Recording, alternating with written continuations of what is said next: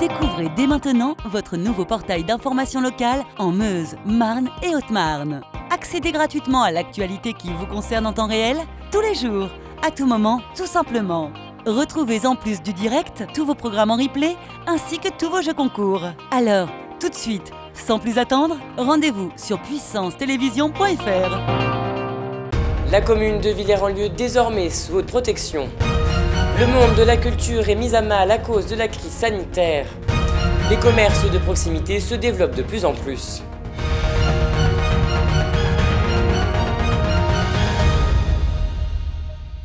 Bonsoir à tous, bienvenue dans votre journal du mercredi 24 février 2021 et commençons cette édition en allant du côté de Villers-en-Lieu près de Saint-Dizier. Le maire de la commune, Éric Bonnemain, a décidé d'installer des caméras de vidéosurveillance au sein de sa commune. Des caméras fixes et mobiles vont encercler le village. L'objectif est de pallier aux différents désagréments rencontrés ces derniers temps. Une opération qui va coûter près de 15 000 €. On écoute tout de suite le maire au micro d'Alison Godefroy. Cela permet donc de sécuriser les zones, même si on sait que parfois les caméras ne font que déplacer le problème. D'où l'intérêt d'avoir les deux systèmes, le système de caméra fixe et le système de caméra mobile, qui nous permet donc d'avoir un maillage complet pour lutter simplement contre les incivilités, contre les dépôts sauvages d'ordures, qui est aujourd'hui un gros souci dans toutes les communes, et contre toute la délinquance qu'il peut y avoir malheureusement un petit peu partout. C'est pour rassurer les habitants, c'est un moyen également de travailler en coopération avec la police, puisque ça aide énormément la police pour résoudre un certain nombre d'affaires, que ça soit des cambriolages ou des incivilités quelconques.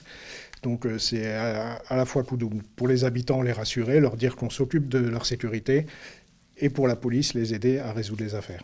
Alors, nous avons prévu deux systèmes distincts de caméras. Donc un système de caméras mobiles qui seront amenés à être déplacés dans tous les endroits où on peut observer des incivilités ou des incidents, soit de façon discrète, soit de façon assumée et montrée.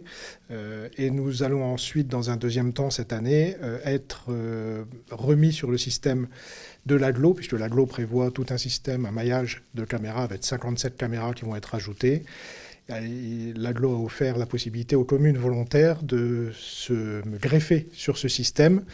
Donc l'appel d'offres est en train d'être lancé et nous allons rajouter des caméras fixes ce coup-ci. Donc entre 2, 3, 4 caméras qui seront placées dans l'ensemble du village et qui, elles, ne bougeront pas. Depuis le mois de novembre, tous les cinémas, théâtres et salles de spectacle ont baissé le rideau. Impossible d'accueillir les spectateurs à cause de la crise sanitaire, même si des mesures barrières avaient été mises en place pour à la fois profiter des spectacles tout en luttant contre le virus. Cela n'a visiblement pas suffi et les équipes du service culturel des Trois Seines travaillent dans le flou. Regardez ce reportage réalisé avec Nicolas Fontaine.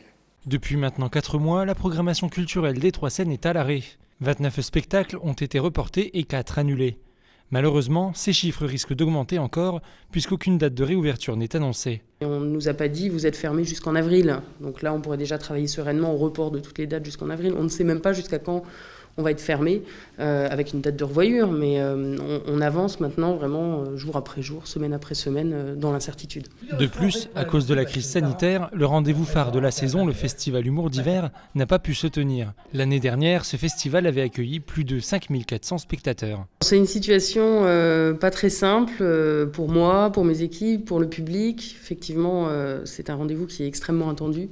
C'est un festival en plus qui, en période de début d'année, donne du baume au cœur, les gens se rassemblent pour se divertir.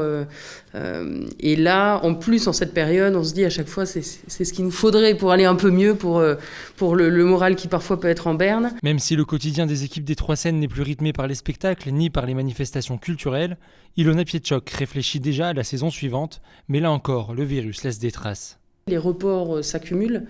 Et on se demande aussi la saison prochaine, quelle couleur on va lui donner, quelle cohérence on va lui donner, puisqu'en fait c'est 2 saisons qui sont déjà reportées, et puis chaque saison normalement est pensée dans une unité propre. Donc la construction de la prochaine saison, elle est pas simple. Pour l'heure, les spectacles qui doivent se tenir après le mois d'avril sont maintenus. Le gouvernement va procéder prochainement des expérimentations en mars et avril pour des concerts debout.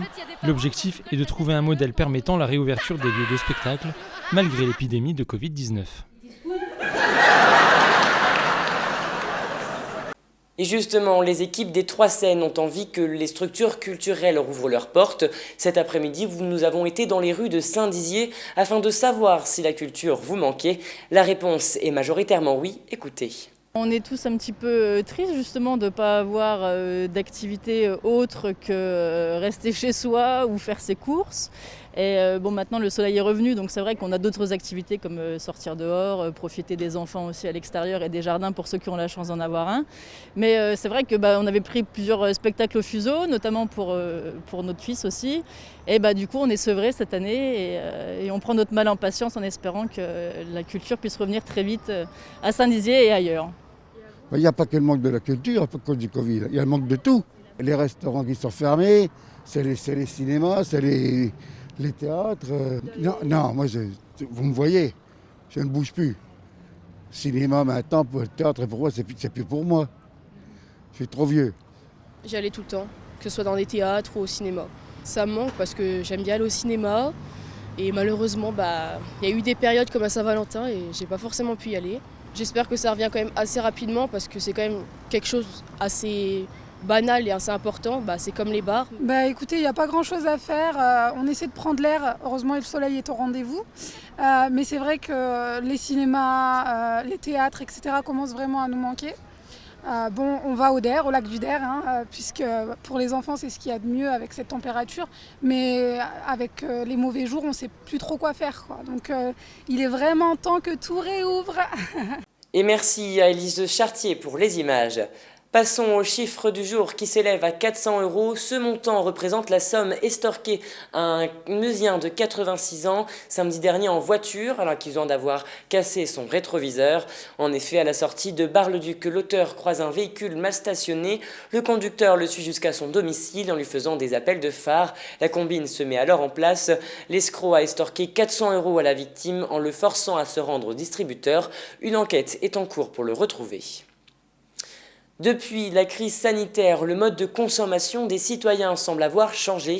En effet, de nombreuses personnes sont décidées de se retourner vers leurs commerçants locaux, ce qui témoigne ainsi l'importance de leur présence dans les petits villages. Un reportage de Manon de Fontis. La vitalité d'un village passe par la présence de commerces. Et pourtant, l'offre dans les petites communes rurales s'étiole. Selon un sondage de l'INSEE, 59% des communes rurales n'ont plus aucun commerce de proximité, alors qu'en 1980, les 3/4 d'entre elles en disposaient d'au moins un. Il n'est donc pas toujours aussi facile d'acheter son pain ou encore ses courses près de chez soi lorsqu'on habite à la campagne. Mais certaines initiatives permettent d'inverser la tendance et de donner un second souffle aux villages ruraux. C'est le cas par exemple à Chamouillé, la commune d'environ 800 habitants s'est retrouvée en janvier 2020 privée d'un marchand de pain.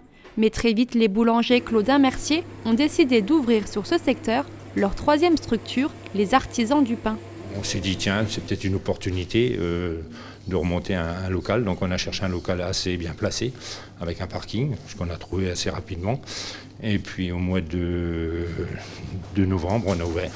C'est important pour vous qu'il y ait une boulangerie dans le village ? Tout à fait. En plus, Chamouillé, avec le village de Roche à côté, il y a à peu près 1500 habitants. Je pense qu'il y a de quoi faire. Les habitants peuvent donc à nouveau bénéficier d'un commerce essentiel, ce qui semble les ravir. Pour moi c'est important parce que je suis venue à Chamouillé pour avoir le calme de la campagne, mais aussi pouvoir avoir un minimum de commodité sur place. Donc ça me va très bien le pain. Ça a beaucoup d'avantages. Autrement il faut aller à Saint-Dizier. À Saint-Dizier c'est de l'essence, c'est tout un tas de trucs qui comptent, quoi. Alors dans le fond, on est mieux de venir ici. En plus de contribuer à la qualité de vie quotidienne des habitants, les commerces de proximité sont des lieux de convivialité à part entière. Mais pas seulement, ils permettent également à des éleveurs locaux de vendre leur production. Ouverte depuis mai 2017 sur l'exploitation familiale, la boucherie-charcuterie La Cochonnaille méziéroise, située dans la commune de Mézières-les-Joinville, élève en plein air des cochons de race Duroc et propose ensuite à sa clientèle en vente directe de la viande de porc. C'était un challenge au départ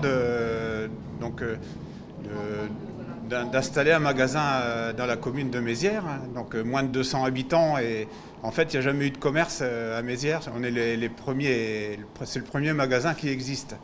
Alors c'est vrai qu'au départ les personnes autour de nous ont traités de fous de vouloir ouvrir un magasin décentré par rapport à ce qu'il y a autour, aux grandes villes. Mais finalement, dès le début, c'est parti, c'est bien parti, quoi.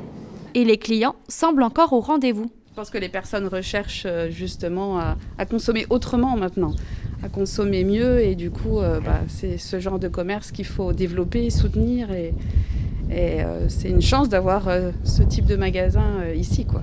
Les commerces de proximité sont donc plébiscités par les Français. En effet, 9 Français sur 10 tiennent à leur commerce de proximité, contrairement à ce que l'on pourrait penser. Et c'est la fin de cette édition, merci à tous de l'avoir suivi. Dans un instant, vos prévisions météo de demain, très belle soirée à vous. Toute l'actualité qui vous concerne, à voir et ou à revoir, dès maintenant sur puissancetélévision.fr et sur notre application mobile.